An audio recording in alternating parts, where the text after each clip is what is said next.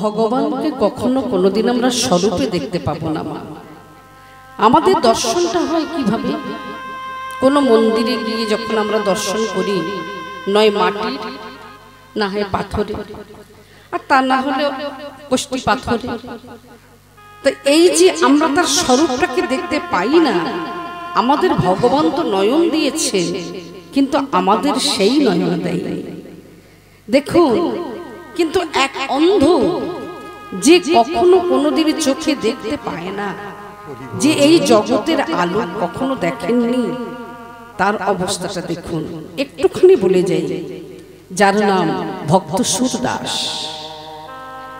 অন্ধ হয়ে জন্মানোটাই তার জীবনের ছিল চরম অপরাধ। যেহেতু সে অন্ধ, সংসারের একটা বোঝা ছাড়া কিছু না। দেখবেন যে সংসারে বিকলাঙ্গ ছেলে থাকে, মেয়ে থাকে, যে সংসারে অন্ধ বোবা থাকে, সেই সংসার সেই ছেলে মেয়েকে যতদিন থাকবে হয়তো দেখতে হয়, তবু নিজের মনের মধ্যে হয় এটা একটা বোঝা। তাই এই সুরদাসকে সংসার থেকে তাড়িয়ে দিলেন। অন্ধ সুরদাস মনে মনে চিন্তা করলেন, হে প্রভু, আমি যে অন্ধ, তুমিই তো করে পাঠিয়েছ, আজ আমাকে সংসার থেকে বঞ্চিত করে দিল, আমি কোথায় যাব? কে আমাকে আশ্রয় দেবে? এই ঘুরতে ঘুরতে সুরদাস নীলাচল ধাম, পুরী ধামে শ্রীক্ষেত্রে জগন্নাথের মন্দিরে এসে বসলেন। এই জগন্নাথের মন্দিরের এক কোণে বসে থাকতেন, জগন্নাথকে গান শোনাতেন। ভজন কীর্তনটা তার এত সুমধুর, নীলাচলবাসী এবং বহিরাগত ভক্তবৃন্দ যারা দর্শন করতে যেতেন, তারা বলতেন, হা হা, জগন্নাথ সুভদ্রা বলরামকে দর্শন করে যে আনন্দ পাই, সুরদাসের কণ্ঠে ভজন কীর্তন শুনে ততটাই বেশি আনন্দ পায়। তা সেই সুরদাস একদিন কি করলেন, সেবায়েতরা প্রত্যেকটা দিন জগন্নাথকে সাজাচ্ছে বা সাজায়, শৃঙ্গার করা, যাকে সাজানো বলে। তা সেবায়েতরা সাজাচ্ছেন, সেদিন হলুদ পোশাক পরিয়েছেন। এই হলুদ পোশাক পরানো যখন হয়ে গেছে, সুরদাস বসেছিলেন, বসে বসে বলছেন, এই যে আজকে ভালো লাগছে না, জগন্নাথকে এই হলুদ পোশাকটা পরিয়েছ না, আজকে দেখতে ভালো লাগছে না। যেই বলেছেন হলুদ পোশাক পরিয়েছ, দেখতে ভালো লাগছে না, সেবায়েতরা চিন্তা করলেন, বেটা অন্ধ, চোখে দেখে না, এ কি করে বুঝতে পারলো যে আমরা জগন্নাথকে হলুদ পোশাক পরিয়েছি? এটা কেমন একটা হলো না? ঠিক আছে, আগামীকাল আমরা আরেকবার দেখব। ঠিক তার পরের দিন জগন্নাথ সুভদ্রা বলরামকে সবুজ পোশাক পরাচ্ছেন। যখন পরানো হয়ে গেছে, তখনই সুরদাস বলে উঠলেন, শোনো গো, আজকে মোটেও দেখতে ভালো লাগছে না। ইস, জগন্নাথকে কেমন সবুজ পোশাক পরিয়েছ, মোটে দেখতে ভালো লাগছে না। বারবার যখন বলছেন ভালো লাগছে না, দেখতে ভালো লাগছে না, সেবায়েতরা চিন্তা করলেন, বেটা অন্ধ, চোখে দেখে না, আর প্রত্যেকদিন বলে ভালো লাগছে না, এটা ভালো লাগে না, ওটা ভালো লাগে না, মোটেও ভালো লাগবে না, খুব বাজে লাগছে, বেটা বলে কি? তারপরের দিন ওই সেবায়েতরা নিজেদের মধ্যে আলোচনা করে জগন্নাথকে গাছের পাতা পরিয়ে দিয়েছে। সেদিন কোনো পোশাকই দেননি।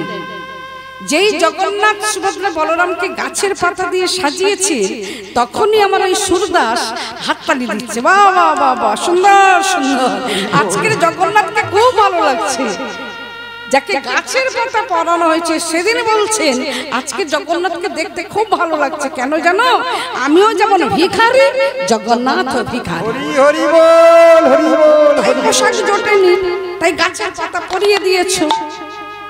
অবাক হয়ে গেলেন, যাকে গাছের পাতা পরালাম সেও বলছে গাছের পাতা। তাহলে সুরদাস তার নয়ন অন্ধ হতে পারে, কিন্তু তার নিজ ভাব দৃষ্টিতে, তার অন্তরে সে সদাই দর্শন করে যাচ্ছে। অনুভবের দ্বারা, অনুভূতির দ্বারা ভগবানকে যদি নয়ন বন্ধ করে দর্শন করা হয়, ঠিক দেখবেন আহা যেন সচল হয়ে দাঁড়িয়েছে।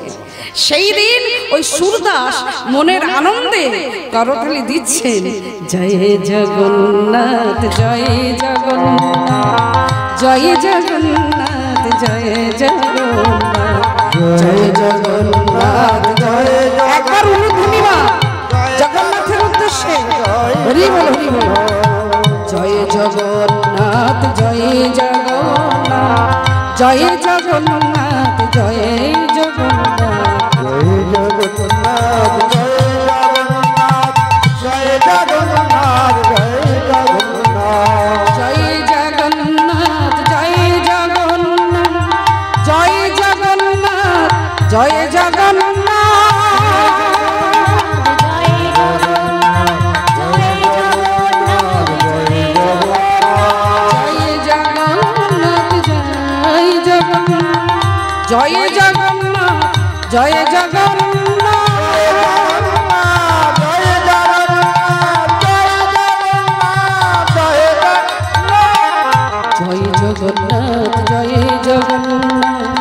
জগন্নাথ জয় জগন্নাথ জয় জগন্নাথ জয়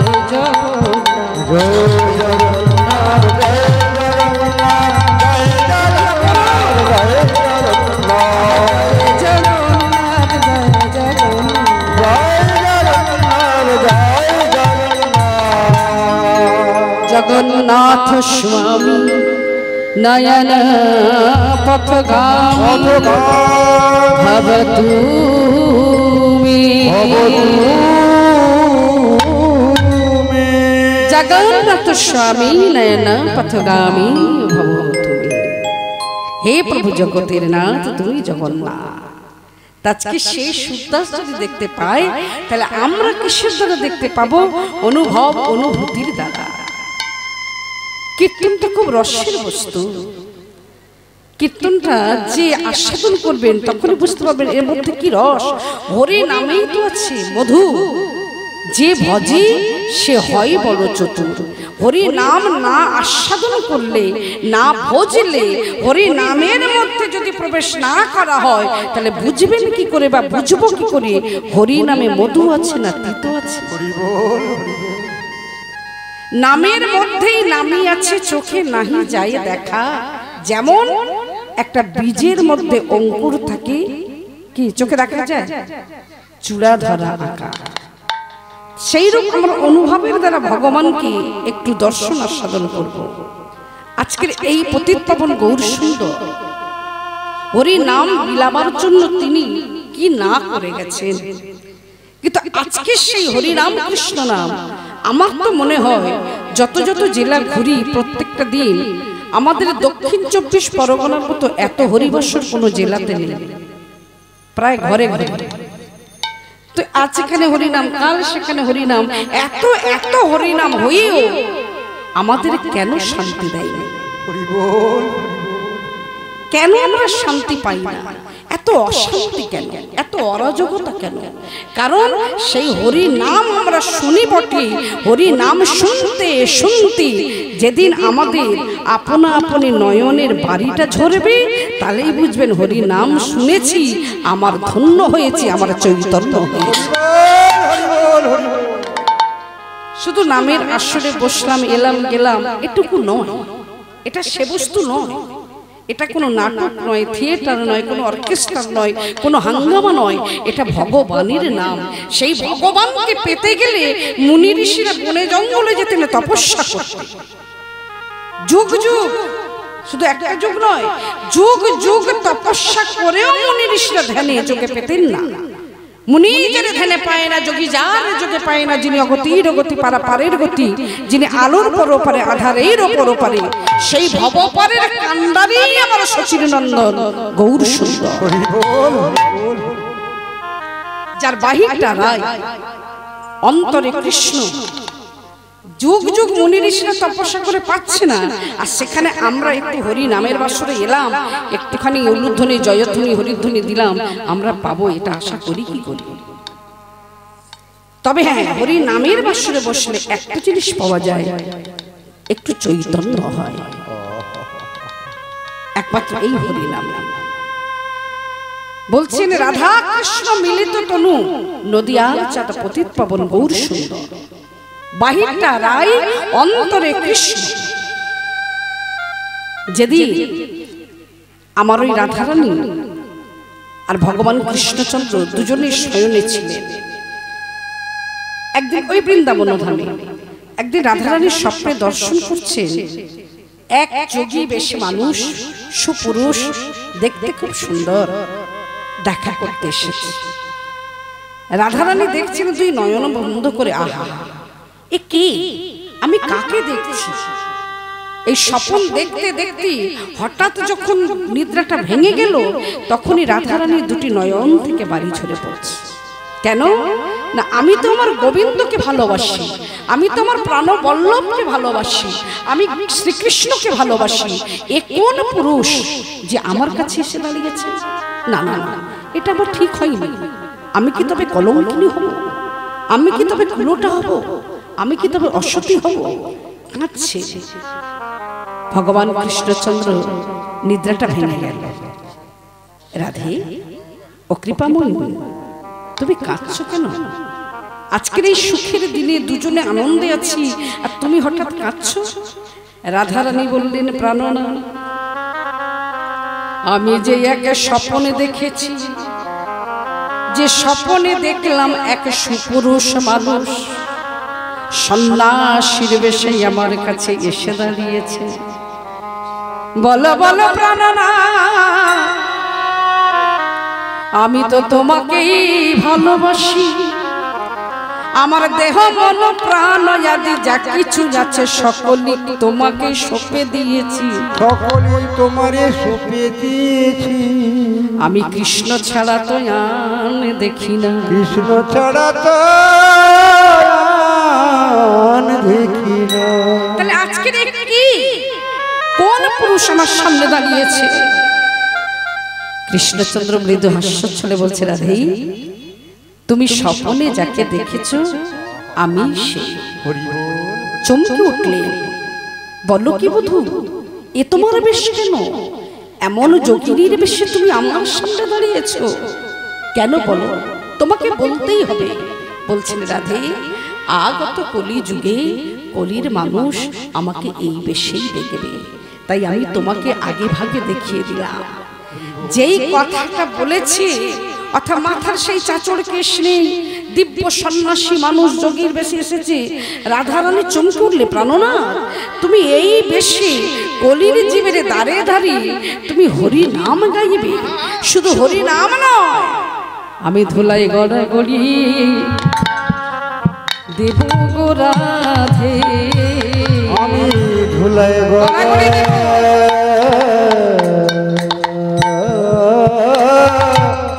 গড়াগড়ি গড়াগড়ি দেব রাধে।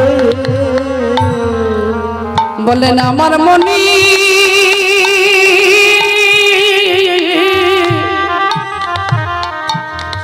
আমার মনে এই বাসনা, এই কলির জীবের দারে দারে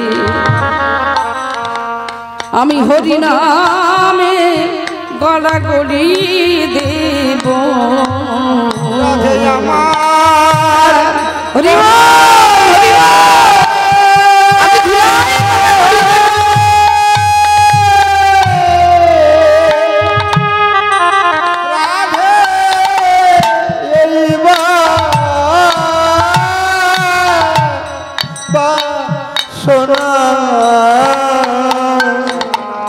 আমি ধুলা গড়া গড়ি দেব। আর কি বলবো জানো, রাধে কৃপা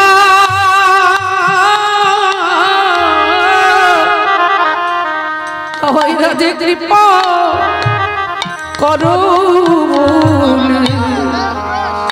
আমি ধুলায় গড়া গড়ি দেব।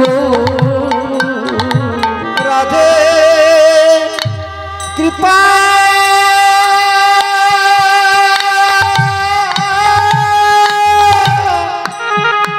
করো করো বলে আমি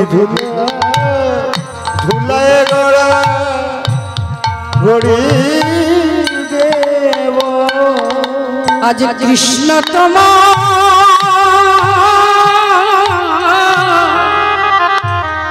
কেন বলবো জানো? তুমি এই যে হা কৃষ্ণ বলে কাঁদো, আমি কলিযুগে গিয়ে কেঁদে দেখবো রাধারানী যে কাঁদতো, এই কান্নার মধ্যে কি পেত? আমি কৃষ্ণ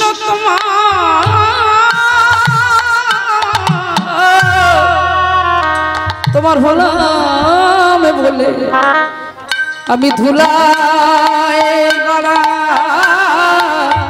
গড়ি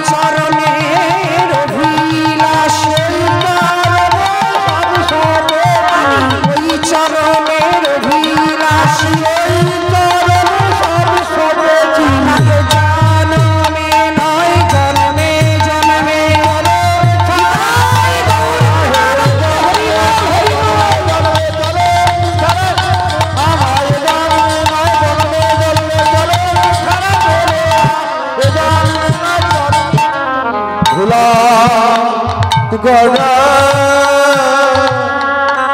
গড়ি